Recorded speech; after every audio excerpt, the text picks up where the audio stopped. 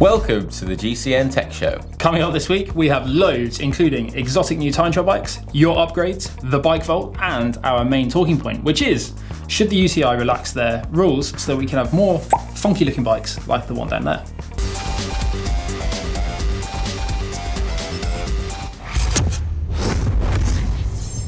First up is this, the new Specialized SHIV TT. Now, the Ironman World Championships in Kona has become a popular place in recent years to launch new TT bikes, and this year has seen the exciting reveal of the new SHIV, which replaces the previous SHIV, and well, it's had a huge overhaul to its design. Yeah, it's now available in disc only. Yeah. And it features this brand new fork, which is a dual crown fork, essentially, which extends like in a really wide stance all the way from the axle right up to the bars, which is said to aid aerodynamics and stability, especially in crosswinds. That's not all though. Specialized have also addressed practicality for transport. The bars actually adjust so that you can flap them down instead of removing them for transport, which is genius. Yeah, interesting. Also, the giant fin that you can see at the back, well, that's essentially a fairing for improved aerodynamics, but it has a dual purpose. It also actually contains a 1.5 litre water bladder, and from that, a giant straw extends up through the down tube and then pops out at the cockpit so the rider can drink. Fancy cleaning that. Yeah, you imagine it'd be quite difficult to clean, but... Specialized also say the bike is 60 seconds faster over the 180 kilometre course at Kona than their previous model, and features a storage box in the down tube for marmalade sandwiches and egg custard tarts. You love a custard tart, don't you? It's now time for our main talking point, which is, should bikes like this be UCI legal? So this week saw the Ironman World Championships in Kona take place, where competitors are able to ride radical bikes like this.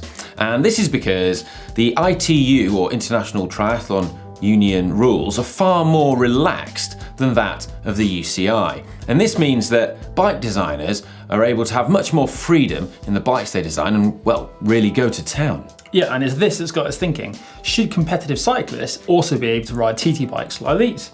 Don't worry, we're not turning into a triathlon channel, as we've got GTN for that. So the obvious question arises, should the UCI rules be ditched so that pro cyclists can race on more radical bikes that are more aerodynamic and, well, encourage greater innovation within the sport? Well, I think they should. This is the Sipo Shadow R, and we first reported on it from Eurobike earlier in the year, and it features a really interesting beam design, which uses, well, a sort of integrated aero mudguard, or fender if you're American, to help manipulate the airflow over the front wheel. I think that looks like the ultimate winter commuter, that. Yeah, mudguards, disc brakes. Slightly less radical was the Canyon Speedmax of winner Patrick Lange. His bike is essentially the same frame that Katusha and Movistar use, but he's got the addition of the UCI legal aero lunchboxes and hydration system. Yeah, well, plenty of custard tarts you fit in there. Yeah, just think how many. He's also got a custom cockpit as well. Yeah. Anyway, what is the rule that prevents the UCI, well, what is the UCI rule that prevents everyone using these funky bikes? Well, I'm glad you asked that, Chris. Let's have a look. You've not memorised it? I have, I memorised it and wrote it down. So according to Article 1.3021 of the UCI Equipment Charter, the triangular shape is defined from a design using 8cm wide boxes from each tube. In order to comply with this rule, the nominal rear wheel axle must be located within the seat stay and chainstay boxes. Furthermore, the bottom bracket axle must be located inside the chainstay, seat tube and down tube boxes. The drawing below illustrates these conditions. So why do the rules exist? I'm glad you asked that as well, Chris. According to Article 1.3.0121 of the Lugano Charter, it says the rule results from the Lugano Charter and has the objective of preserving the culture and image of the bicycle as historical fact. And among other things, it prevents the use of girder frames and bicycles with extravagant shapes that do not represent bicycles as understood by the UCI, which would change the existing disciplines. One of my top favourite 17 charters, the Lugano Charter. Yeah, it's just one of the best.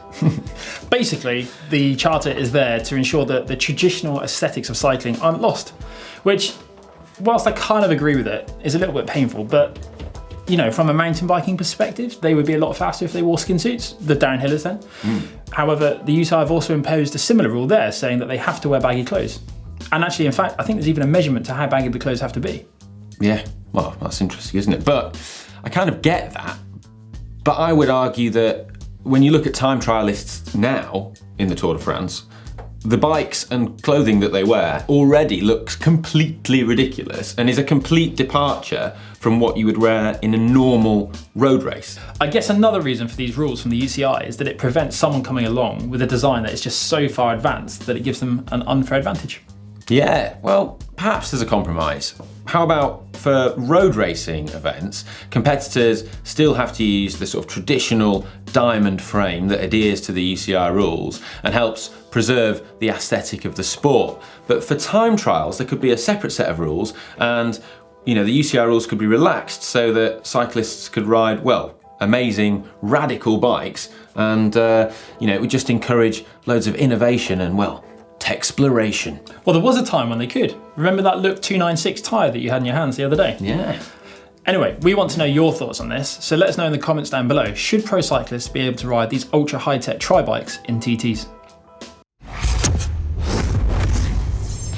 More tech now, and you know what, maybe sort of crazy tri-bikes are not all they're cracked up to be. What do you mean? We've just spent the last 10 minutes talking about them. Yeah, I know. But in addition to Lange's Speedmax, who, well, he won the event, the fastest bike split and Kona record was set by Cameron Worth, who was riding... Mate, I don't know how to pronounce Pinarello Bolide. How do you say it? It's all right, I've done a little research on this.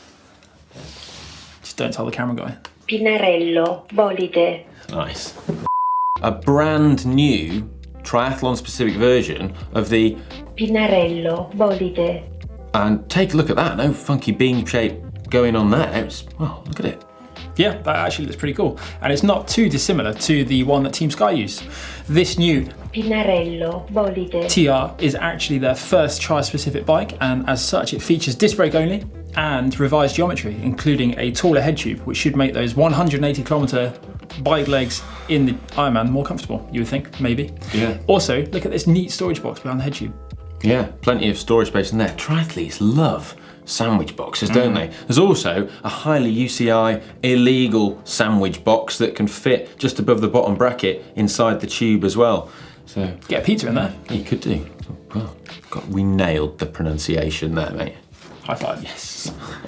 There's also a new wheel from Envy, who've released the one wheel that was kind of missing in their lineup, which is a time trial disc. And apparently it took over 5 years to develop, and we actually spotted Dimension Data riding unbadged versions of this wheel this season. And it's going to be available in rim and disc brake versions. Nice. A disc. You'd have wheel envy if you saw that. Yeah, you would, yeah. And the other interesting thing is that it's only going to be available in a clincher version, although it is tubeless compatible, and apparently it's also optimised for 25mm tyres, which is consistent with the sort of latest data that suggests that the lowest rolling resistance is offered by 25mm and tubeless systems. So, yeah, interesting. It's going to be about $2,700, I believe. It's now time for Screw Riding Upgrades by Upgrades. For your chance to win a GCN Workshop apron, all you have to do is drop your upgrades into the uploader tool that's in the description below. Yeah, or, well, apron/cape, or capron, as many of you have suggested it should be called in the comments. Speaking of which, where is the capron? Oh, normally I get it thrown in my face. Yeah. John Canning! Cheers, John. Yeah, see, we thought he was on holiday. He's in the basement. Thanks, mate. Firstly though, we need to announce last week's winner. It was Ben from Peterborough up against Chris from Winnipeg. Yeah. And with a whopping 59% of the votes, it was Ben from Peterborough who found the bike in a bush. Capron's in the post. Congratulations. So this week, what do we have? Well, firstly, we've got Felix from Bristol in the UK. So this is Felix's 1980s Peugeot Dakar mountain bike that has been converted into a drop bar one-bike bike. Felix bought the frame for £40. He then swapped most of the components to create a bike that met Felix's dirty requirements albeit within a budget. Felix's upgrades include Mavic rims and Shimano 1x hubs, Continental Race King 2.2-inch tyres, Shimano 1142 cassette, Shimano Altus rear derailleur, Shimano Dura Ace bar end shifters, 40-tooth narrow wide chainring, threadless adapter and stem, flared drop bars and Shimano brake levers. That is a serious upgrade, and what we used to see plenty of people experimenting with late in the 80s, early 90s. Love it. Great looking bike. Felix is up against another flat bar to drop bar conversion this week, and he will be going head to head with Francois from Vancouver. Francois needed a solid winter bike to deal with the Canadian climate. Francois, he looked high and low for the ultimate solution when it was staring them in the face with a flat bar conversion project. The Brody Tempest was the bike of choice, and the suspension forks were already swapped for some rigid carbon ones. But then the real work began. In order to use the current group set, Francois treated the Brody to some Juvenile friction shifters mounted on the hoods, allowing Francois to run drop bars with the MTB setup. Some 30mm rims and Schwalbe X1 33mm wide tyres finished it off nicely. Francois notes that the bike is very pressure washer safe, unlike their road bike. Nice. What do you reckon then, Ollie? Well, Felix or Francois? I think they're both excellent submissions. I'm a big fan of the Peugeot, but it's not up to me. It's up to you guys. So get voting up here. It's now Bike of the Week. Last week was the Rebel e-bike versus the Tifosi Mons, and stealing the show with a whopping 73% of the vote, it was, drumroll, the Tifosi Mons. Big margin, that. It is a bit, yeah. Who's up this week? Well, this week we've got two Canyons. So we have got the custom painted Canyon of European cyclocross champion Matteo van der Poel. Nice. It's an in-flight CF SLX full carbon frame, Dura Ace Di2 2x group set. We should point out C40 wheels, and also interestingly he's got a bottle on there, which is unusual for a cyclocross bike, and was allowed because that photo was taken in a race with unusually hot conditions. Naturally, it's got rather nice custom paintwork on there. Yeah, it's nice that. Who's he up against? He's up against Alejandro Valverde, who, well, he's back in the head-to-head bike of the week again. Justifiably though, because this is his world champions Canyon Ultimate CF SLX, and well, it's just beautiful. It's got the World Championships livery on it, so rainbow sort of stripes everywhere on the wheels, the power meter, the frame. I mean, it looks brilliant, absolutely awesome. So. Yeah, make sure you vote up there in the top right corner. I think I know who my vote's going to. Yeah, and it's not Valverde. I'm going for Valverde. I don't like that. It's too white. Yeah, but tune in next week to see who wins the head-to-head. Bikevolt time now, where you submit pictures of your bike with a chance to being entered into our Bikevolt. Who's going to ring the bell this week? Do you want to ring the bell? I don't know if I can, pick up from where Canning's took off last week. But... Ringing the bell! There we go. Come on then. Right, let's get stuck in. Let's get going. First up. Well, we've got Luke from the Gold Coast in Australia with his Specialized LA Sprint. Vision Trimax wheels, SRAM Force Grupo, Zip cockpit, rotor cranks, aero rings, Corsa tyres. Look at that. Well, I really like that. I don't see many bikes in that colour, and I just think it's smart. He's ticked all the boxes, the crank arm's in the right position for the photo. It's got a nice background, you can see it. You know what I actually really like is the fact that it's the aluminium Sprint version. I think that's pretty cool. Yeah, they are cool. Aluminium frame, and well, they don't look aluminium, they're incredible looking frames. And he's lined up his wheel logos as well and everything. God. You've either got too much time on your hands or just great attention to detail. No, either way though. Attention for detail. I think I Super know what. nice. Yes. Next up, Joe from North Andover in, I think that's Maine in the USA. Ooh. Kelpie Dragonfly Tandem, carbon frame, carbon Rolf wheels, 60mm, carbon handlebars, Di2 11-speed, hydraulic disc brakes. You could almost imagine Batman and Robin riding along on that, couldn't you? That bike is twice as nice as if it only had one saddle. Yeah, so I've never seen a tandem quite like that, but it's very sort of unique, isn't it? Yeah, you know what, Joe? I would absolutely love to have a tandem to ride with my wife. So from me, I can't not give that a super nice if it was any sort of tandem. Right, well, let's do it. Come on. Next up, we've got Sean from Toronto in Canada. And this is his Cielo by Chris King. Mechanical Campagnolo chorus and Bora 1 wheels. Includes a Silca frame pump too. Very classy Silca frame pump. Nice. I love a seaside picture. I mean, yeah, slight nitpick, uncut steerer, but you know, maybe he's, you know, you sort of measure twice, cut once, don't you? So maybe he's just playing it safe there, which is sensible. Yeah, there is that. You know what? Why doesn't your pump match the colour of your bike? Oh, You've got yellow and green. Bit of a clash there. I think he needs to colour match that pump, spray it, customise it. That's a bit of a... At least your tyres line up with your valves. You're redeeming yourself there. Because I ride around at the moment with one that's not matching. It really annoys me, but I don't have the time to change it. Yeah, I think that's a nice... Yeah, it's nice. But also, I would have lined it up with the rear wheel against the bollard instead of the frame. Oh, yeah, yeah. Good try though. Yeah.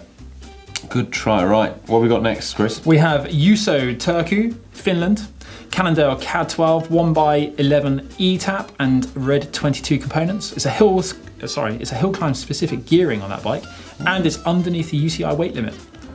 Whew, that is nice. I said it to John last week that I love that Cannondales have stuck to that traditional geometry.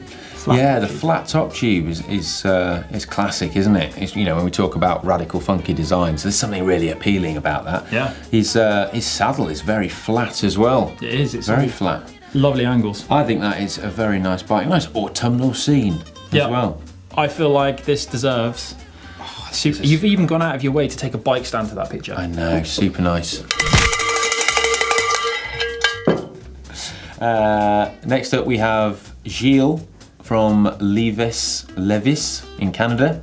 Hope I've pronounced that incorrectly. What if it's Levi's? Yeah, Levi's, yeah. And this is his Bianchi Aria Campag group set, flight saddle on there as well. Well, it's just a sort of classic Celeste Bianchi. If John Cannings was here, that would be an automatic super nice just because it's a Celeste Bianchi.